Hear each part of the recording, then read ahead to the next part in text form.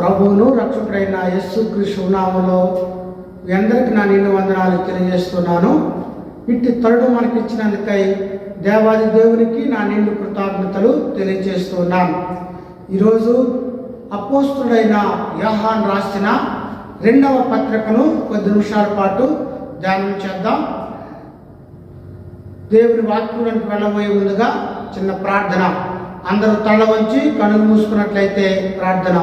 మహాగరుడును మహోన్నతుడును సర్వశక్తి మిక్కిలి కనికరం కలిగిన ప్రభువా, కొద్ది నిమిషాల పాటు నీ వాక్యాన్ని ధ్యానం చేయుచుండగా నీ ఆత్మశక్తిని మాపై కుమ్మరించండి. మా అందరితోనూ మీరే మాట్లాడమని, ఎవరైతే నీ వాక్యాన్ని వినుచున్నారో వారందరూ కూడా నీ వాక్యానుసారంగా జీవిస్తూ రక్షణ పొంది మారు మనసు పొంది ఆశీర్వదించబడి నీ కొరకు ఎదురు చూసేటువంటి వారుగాను రాకళ్ళు ఎత్తబడేటువంటి వారుగానే చేయమని యేసు దివినామని వేడుకొనుచున్నాం తండ్రి, ఆమేన్. యోహాను రాసినటువంటి ఈ 2వ పత్రిక వ్యక్తిగతమైంది, హెచ్చరికతో కూడుకున్నటువంటిది. నేను అనుకునేవాడిని, ఇంత చిన్న పత్రిక బైబిల్లో ఎందుకు పెట్టారు అని. ఈ చిన్న పత్రిక అయినప్పటికీ కూడా అనేకమైనటువంటి సంఘానికి, నేడు విశ్వాసులకు అవసరమైనటువంటి అనేక విషయాలు యోహాను తెలియజేసినటువంటి వాడుగా ఉన్నాడు. ఈ యోహాన్ని ప్రేమ అపోస్తలుడు అంటారు. ఎందుకంటే ఆయన రాసినటువంటి 5 పుస్తకాలు కూడా ఎక్కువగా ప్రేమను గురించి వర్ణించినటువంటి వాడుగా ఉన్నాడు. ఎందుకు ఈ పత్రిక రాయవలసి వచ్చిందంటే, యోహాను ఉన్నటువంటి ఆ కాలంలో సంఘంలో యేసు ప్రభువు దేవుడు కాదని, ఆయన మానవుడుగా రాలేదని, అంతేకాకుండా అబద్ధ బోధకులు సంఘంలో చొరబడి క్రీస్తు విరోధులుగా పనిచేస్తున్నప్పుడు ఈ పత్రిక రాశాడు. క్రైస్తవ అతిథులను ప్రేమించి వారిని ఆదుకోవాలని తెలియజేశాడు. ఈ పత్రిక ద్వారా దేవుని ప్రేమను, సత్యాన్ని కలిగినటువంటి వారుగా ఉండాలని హెచ్చరించినటువంటి వాడుగా ఉన్నాడు. ముఖ్యముగా ఇందులో అసత్య బోధకులను, అబద్ధ బోధకులను ఖండిస్తూ దేవుని యొక్క ప్రేమ సత్యాన్ని తెలియజేస్తూ క్రీస్తులో స్థిరముగా ఉండాలని ఈ పత్రికను రాసినటువంటి వాడుగా ఉన్నాడు. ఎక్కడి నుండి ఈ పత్రికను రాశాడంటే, ఎఫెసులో నుండి ఈ పత్రికను రాశాడు. ఎప్పుడు ఈ పత్రిక రాశాడంటే 85 నుండి 95 మధ్య కాలంలో ఈ పత్రికను రాసినటువంటి వాడుగా యోహాను ఉన్నాడు. మొదటి వచనాన్ని చదువుతూ ఉన్నాను. పెద్దనైన నేను ఏర్పాటు చేయబడిందైన అమ్మగారికి ఆమె పిల్లలకును శుభమని చెప్పి రాయినది. పెద్దనైన నేను శిష్యులందరిలోకెల్లా ఈయన పెద్దవాడు. యెరూషలేము కౌన్సిల్కు పెద్దగా వ్యవహరించాడు. నేను వృద్ధుడను అని ఆయన తెలియచేశాడు. అంతేకాకుండా సంఘాలకు ఈయన లేఖలు రాసినటువంటి పెద్దవాడుగా ఉన్నాడు. అందువల్ల పెద్దనైనటువంటి నేను అని రాస్తూ ఉన్నాడు. యెరూషలేములో ఉన్నటువంటి సంఘాలన్నీ కూడా ఈయన నాయకుడిగా ఉన్నాడని మనం గ్రహించగలుగుతాం. అమ్మగారికి పిల్లలకు శుభమని చెప్పి రాయినది. అమ్మగారు ఎవరు? నాడు రోమాలో క్రైస్తవ సంఘం హింసించబడతా ఉంది. వ్యక్తిగతమైనటువంటి పేరు మెన్షన్ చేయడానికి అపాయకరమైనటువంటి సమయం అది. అందువల్ల యోహాను లేడీ అనగా అమ్మగారికి అని రాస్తూ ఉన్నాడు. ఒకవేళ అమ్మగారు అంటే సంఘాన్ని ఉద్దేశించి రాసి ఉండొచ్చు. ఆమెకున్నటువంటి అనగా విశ్వాసులు పిల్లలుగా రాసి ఉండొచ్చు. అంతేకాకుండా ఒక పట్టణ అయి ఉండొచ్చు. ఒక వ్యక్తి కుటుంబంలో హౌస్ చర్చిలో సంఘాన్ని నడుపుతూ ఉంటే ఆమె అమ్మగారు అని ప్రస్తావిస్తూ రాసి ఉండవచ్చు. ఏది ఏమైనప్పటికీ అమ్మగారికి అనగా ఇంట ఉన్న సంఘం అయి ఉండొచ్చు, పట్టణంలో నాయకురాలై ఉండొచ్చు, ఇంకా సంఘాన్ని నడిపేటువంటి అమ్మగారై ఉండొచ్చు. ఏది ఏమైనప్పటికీ కూడా ఒక అమ్మగారికి లేఖను రాసినటువంటి వాడిగా యాహాను ఉన్నాడు. 2వ వచనంలో నేను మాత్రమే కాక సత్యమును ఎరిగిన వారందరూ మనలో నిలుచుచు మనలో ఎల్లప్పుడూ ఉండు సత్యమును బట్టి మిమ్మల్ని నిజముగా ప్రేమించుచున్నాము. యాహాను అంటున్నాడు, సత్యమును బట్టి మిమ్మల్ని నిజముగా ప్రేమిస్తున్నాము. ఎందుకంటే సత్యము, ప్రేమ అనేటువంటివి సంఘానికి, దేవుని బిడలకు చాలా ప్రాముఖ్యమైనటువంటివి. సత్యం అంటే ఎల్లప్పుడూ ఉండేటువంటిది. ఎవరు సత్యం? యేసే సత్యం. ప్రేమ, ఆయనే ప్రేమ. ఆయన కలిగినటువంటి వారిగా యాహాను సత్య ప్రేమను బట్టి అనగా ప్రభువును బట్టి మేము మిమ్మల్ని ప్రేమిస్తున్నాము అని తెలియచేస్తా ఉన్నాడు. 3వ వచనంలో సత్య ప్రేమలు మన యందుండగా తండ్రి అయిన దేవుని నుండి యొద్ద నుండి తండ్రి యొక్క కుమారులకు యేసుక్రీస్తు వద్ద నుండి కృపయు కనికరములను సమాధానమును మనకు తోడగును. మనలో సత్యము, ప్రేమలు మనలో ఉండాలా? మనలో సత్య ప్రేమలు మనలో ఉంటే ఆయన మనకు ఏమనిపించినటువంటి వాడు ఉన్నాడంటే కృపయు కనికరమును సమాధానము మనకు తోడుగా ఉండును. కృప, గ్రేస్ అనగా అర్హతలైనటువంటి వారికి అర్హత కలిగించేది. గ్రేస్ అంటే కృప అంటే టు బెండ్, మన ఎడలాన్ని చూసేటువంటి వాడుగా ఉన్నాడు. కనికరము అంటే దయ చూపించేటువంటి వాడు. సమాధానం అంటే షాలోమ్ అనేటువంటి గ్రీక్ మాట వాడబడింది.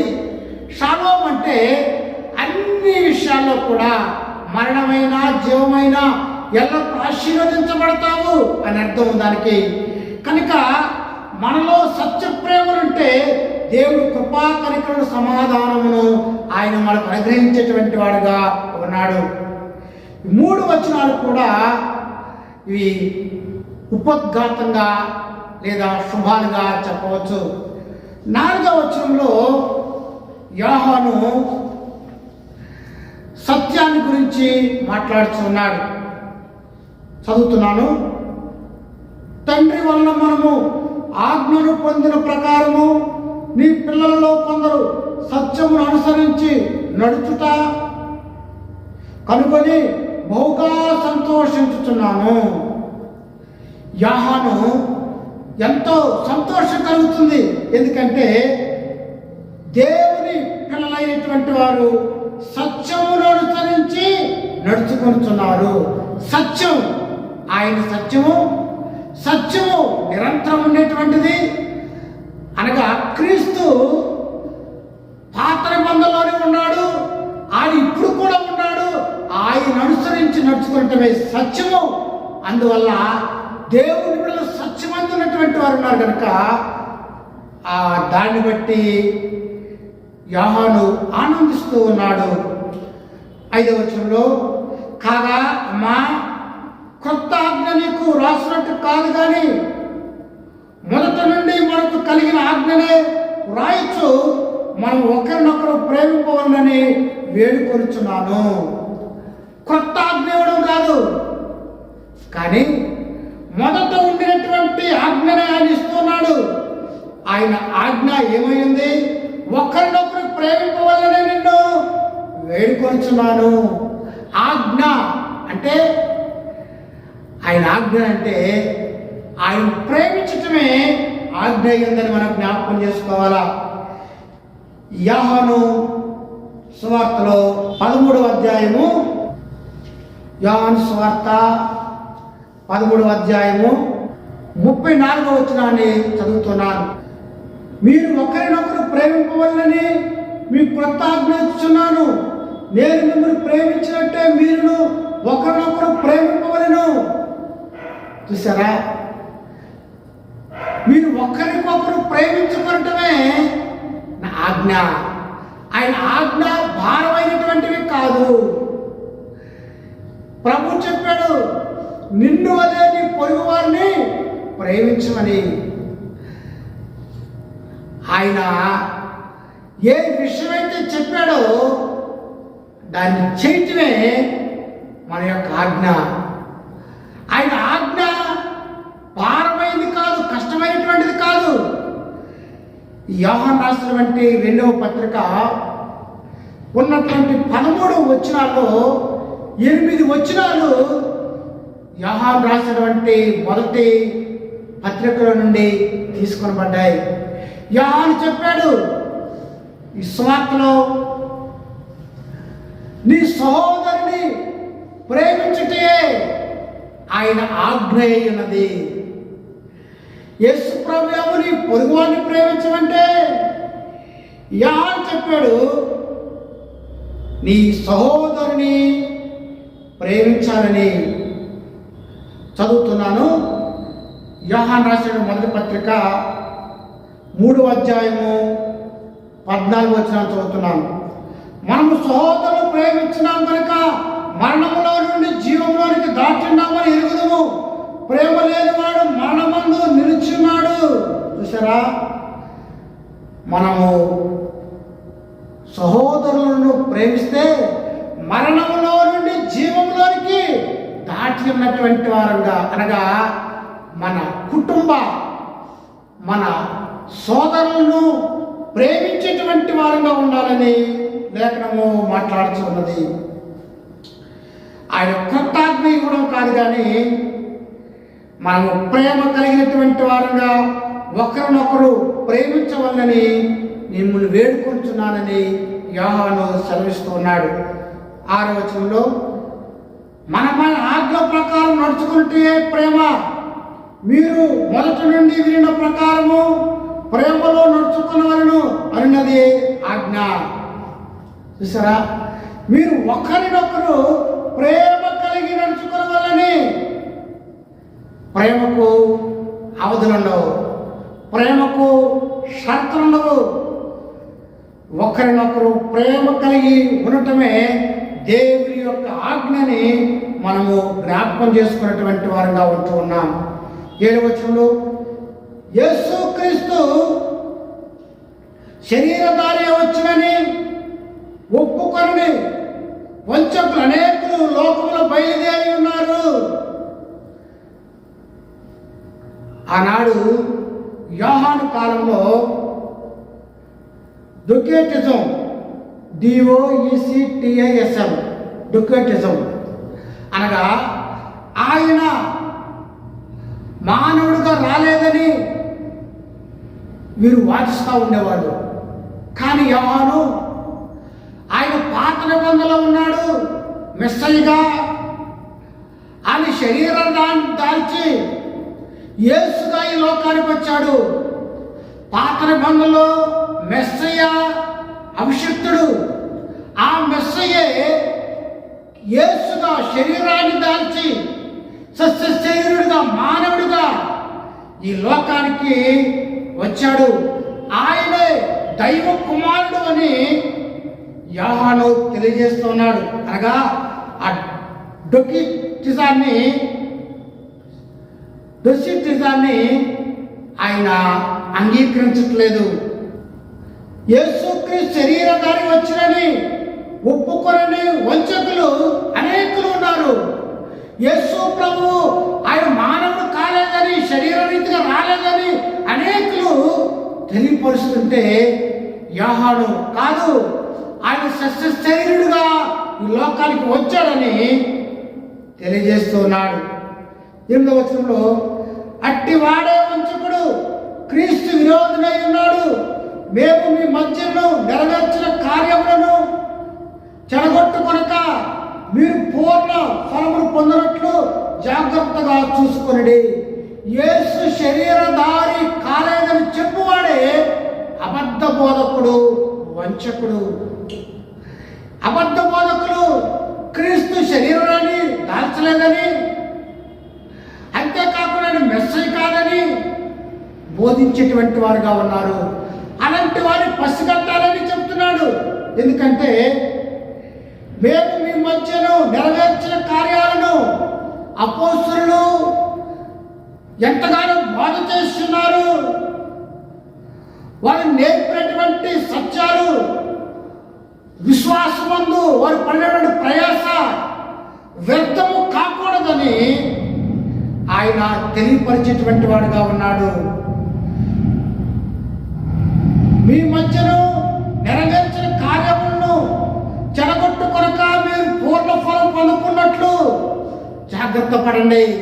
మేము మీకు ఏ ఏ సంగతులను బోధించామో మా బోధ ఎందు మీరు నిలిచి ఉన్నారని, మా బోధ ఎందు మీరు నిలిచినటువంటి వారైతే మీరు పూర్ణ ఫలము పరలోకంలో ఆ నిత్య జీవాన్ని, ఆ నిత్య ఆనందాన్ని మీరు పొందుతారని జాగ్రత్తగా ఉండాలని హెచ్చరిస్తూ ఉన్నాడు. 9వ వచనంలో క్రీస్తు బోధ యందు నిలిచి ఉండక దాన్ని విడిచి ముందుకు సాగు ప్రతివాడును దేవుని అంగీకరింపువాడు. ఆ బోధ యందు నిలిచిండువాడు తండ్రిని కుమారుని అంగీకరించువాడు. క్రీస్తు బోధ యందు. ప్రియులారా, క్రీస్తు బోధ అంటే అసత్యమైనటువంటి బోధ, స్వార్థ బోధ. క్రీస్తు సత్యబోధని విడిచినట్లయితే దేవునికి దూరం అవుతాము, ప్రభువులో నిలుచున్నటువంటి వారము కాదు. ఆయన సత్యబోధ ఏమిటంటే ఒకరినొకరు ప్రేమించుకోవాలని, నిన్ను వలె నీ పొరుగు వారిని ప్రేమించాలని. క్రీస్తు యొక్క బోధ ప్రేమ కలిగి ఉండాలని, యోహాను కూడా అదే నీ సహోదరుని ప్రేమించాలని అనగా క్రీస్తు బోధ, అపోస్తలుల బోధ, వాళ్ళలో ఉన్నటువంటి యోహాను బోధ కూడా ఒకరి ఒకరు ప్రేమ కలిగి ఉండాలని బోధించినటువంటి వారుగా ఉన్నారు. కనుక ఆ బోధను అంగీకరించినటువంటి వారే తండ్రిని కుమారుని అంగీకరించేటువంటి వారుగా ఉన్నాడు. ఎందుకంటే ప్రభు చెప్పాడు, నేను తండ్రి ఏకమై ఉన్నాము. తండ్రి, యేసు ఇరువురు కూడా ఏకమైనటువంటి వారు ఉన్నారని మనం జ్ఞాపకం చేసుకోవాలి. 10వ వచనంలో ఎవడైనా నీ బోధన తేక మీ యొద్దకు వచ్చిన వారిని మీ ఇంట చేర్చుకోవద్దు, శుభమని వారితో చెప్పవద్దు. శుభమని వారితో చెప్పువాడు వారి దుష్టక్రియలో పాలివాడుగును. ఎవడైనా ఈ బోధన తేక అనగా యేసే మెస్సయ్యగా వచ్చాడని, ఆదిలో ఉన్నవాడు, ఇప్పుడున్నటువంటి వాడు, శరీర రూపాన్ని దాల్చినటువంటి వాడుగా యేసు ఉన్నాడని బోధింపేటువంటి వాడిని ఎంట చేర్చుకోవద్దు. అనగా అబద్ధ బోధకులను,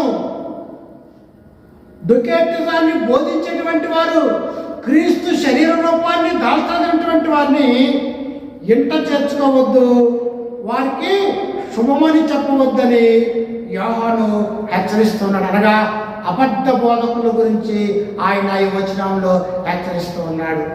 అబద్ధ బోధకులు యేసు దేవుడు కాదని, మెస్సయ్య కాదని, దైవ కుమారుడు కాదని బోధిస్తూ ఉంటారు. కనుక వారి యొక్క బోధను పసిగట్టి వారితో జాగ్రత్తగా ఉండాలని, ఒకవేళ వారి బోధను మీరు అంగీకరిస్తే మేము పడినటువంటి ప్రయాస, క్రీస్తు బోధ వ్యర్థమవుతుందని తెలియజేస్తూ ఉన్నాడు.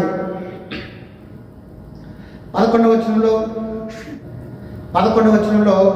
శుభమని వారితో చెప్పువాడు వారి దుష్టక్రియలో పాలివాడగును. వారిని చేర్చుకోవద్దు, వాళ్ళతో శుభమని కూడా చెప్పవద్దని యోహాను చెప్తూ ఉన్నాడు. 12వ వచనాన్ని చదువుతున్నాను.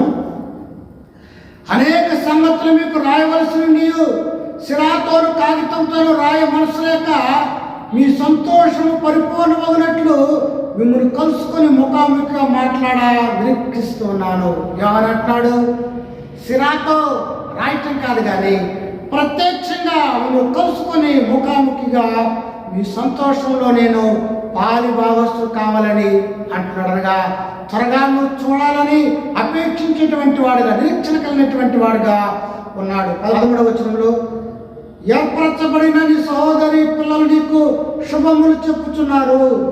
ఎవరు ఏర్పాటు చేయబడిన సహోదరి? ఒక అమెరికన్ సేవకుడు ఇలా చెప్పాడు. ఆ సహోదరి మార్తని, పిల్లలు అంటే లాజరు, మిగతా వారని చెప్పి ఉన్నాడు. ఏది ఏమైనప్పటికీ యోహాను పత్రిక ద్వారా ఏమి హెచ్చరిక తెలుసుకున్నాడంటే, సంఘము సత్యమందును ప్రేమయందును నిలుచుండాలని, దైవ సేవకులు సువార్త ప్రకటించినటువంటి వారిని ఇంట చేర్చుకొని వారిని ప్రోత్సహించాలని, వారికి ఆతిథ్యం ఇవ్వాలని, అంతేకాకుండా అబద్ధ బోధకుల్ని చేర్చుకోవద్దని, వారికి శుభాలు కూడా చెప్పవద్దని యోహాను ఈ పత్రిక ద్వారా సెలవిస్తున్నాడు. కనుక ప్రియులారా, దేవుని ప్రేమ, ఆయన సత్యము ఎంతో శ్రేష్టమైనవి. ఎందుకంటే సత్యం అంటే స్థిరమైంది. మన జీవితాలు స్థిరంగా ఉండాలంటే సత్యమందును ప్రేమ అవదలేనటువంటిది. అలాంటి ప్రేమ ప్రభువులో ఉంది కనుక సత్య ప్రేమను కలిగినటువంటి వారిగా క్రీస్తు కృపలో ముందు కొనసాగుదాము. దేవుడి మాటను దీవించును గాక. ఆమె ప్రార్థన చేసుకుందాము. మహాగణులను, మహోన్నతులను, సర్వశక్తి మిక్కిలి కనికరం కలిగిన ప్రభువా, వాక్యం విన్న ప్రతి ఒక్కరిలోనూ వాక్యాన్ని ఫలింపచేయండి. వారి జీవితాలు సరి చేసుకుని రాకడలు ఎత్తబడేటువంటి వారిగా చేయమని మహిమా గణత ప్రభావం నీకు ఆరోపణ చేస్తూ యేసు దివినామని వేడుకొంచున్నాము తండ్రి. ఆమేన్. తండ్రి దేవుని ప్రేమ, కుమారుడు యేసుక్రీస్తు కృప, పరిశుద్ధాత్మ సహవాసము సదాకాలం తోడయ్యండి, కాచి కాపాడుగాక. ఆమేన్. God bless you.